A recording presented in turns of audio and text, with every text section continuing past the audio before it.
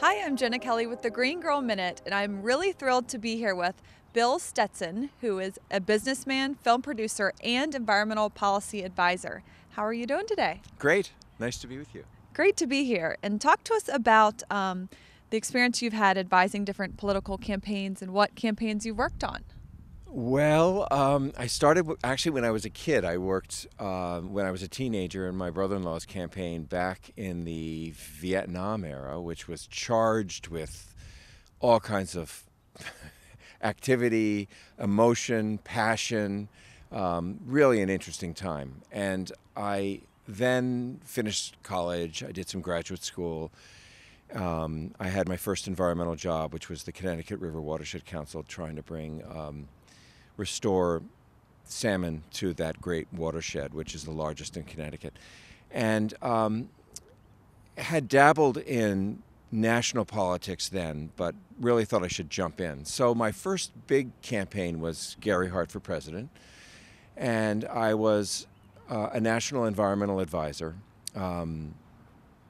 Went all over the country, spent some time in Colorado, which was beautiful and fun, and so that was the first campaign, and then his second campaign, as you remember, was curtailed. So I then jumped into the Gephardt campaign, and then it went on to, years later, working for Al Gore and Kerry and Clinton, and then most recently I was a rapid response energy environmental advisor to the Obama for America campaign.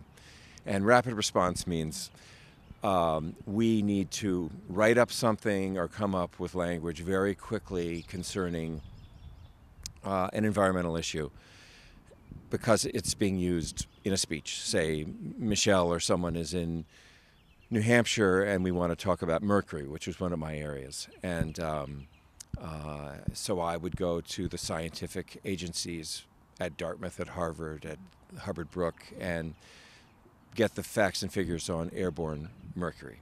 And so we'd have it at hand. We'd have a white paper on it. We'd have something we could integrate into a speech pretty quickly. And that was really fun, really, really empowering, and felt like you were doing a lot of good in a great campaign with a great candidate who, hey, he's president. So, and then I've done a variety of other things. I'm a film producer myself, so some has been environment, some has been AIDS and sort of state of the world oriented.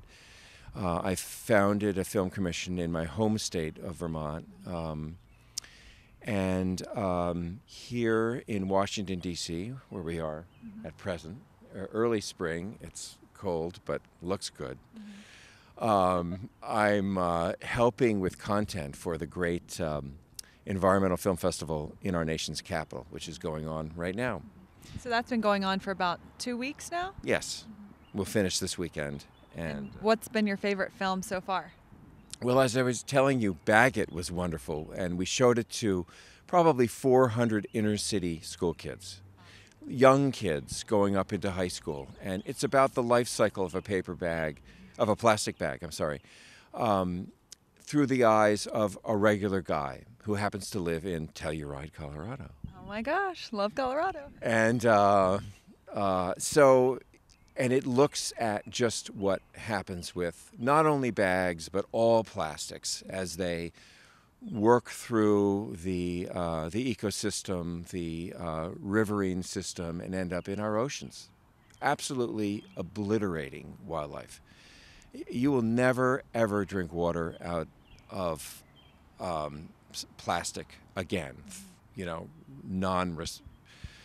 Something that you won't own for a long amount of time. I mean, a Dasani bottle, I don't want to pick on Dasani, it's chucked out, and some of it is recycled, but not all of it. Very much of things with a recycled symbol on it end up in a landfill.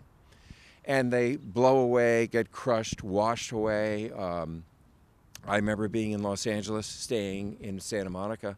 There was a great flash flood one night, as they have there, and all the refuse on the street just went barreling out into the bay in Santa Monica.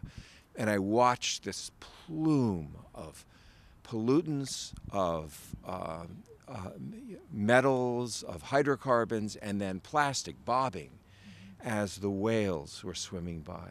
And it broke my heart. That is heartbreaking.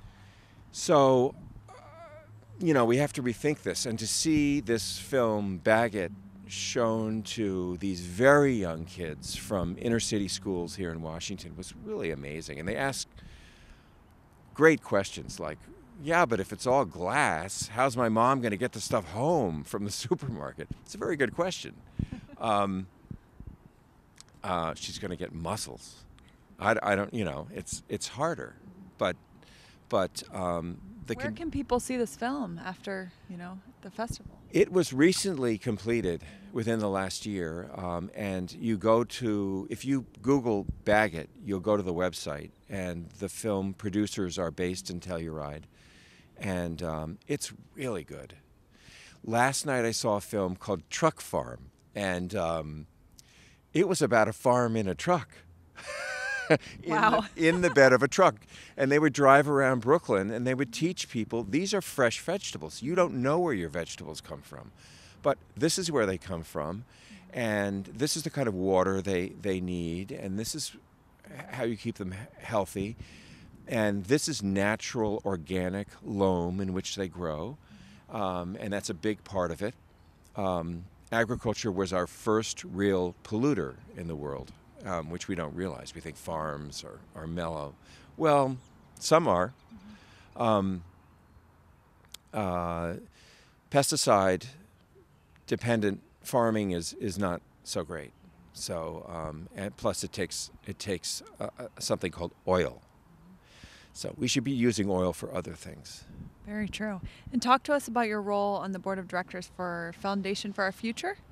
Well, that was a group of us getting together at Shelburne Farms, this great place in Vermont on the bank of the wonderful Lake Champlain. And we basically took what was going on in the environmental world by all the environmental groups and looking at the headlines in the Times, and then looking at what Sierra Club and NWF and all the great organizations, American Rivers, were putting out, and then basically putting them on one website. And then we would go and get active. I was chair of the board, so I had another job, which was, trying to make films and other things.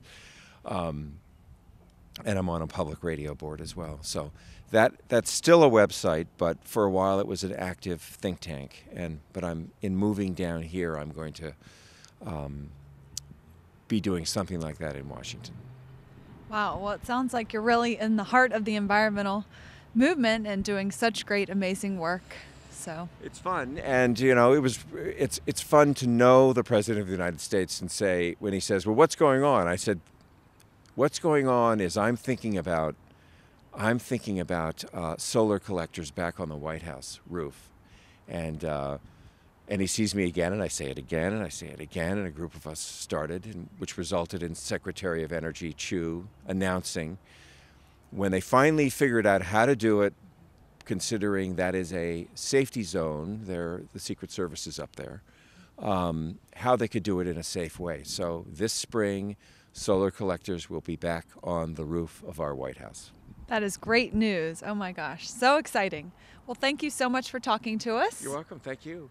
And thanks for tuning in to the Green Girl Minute.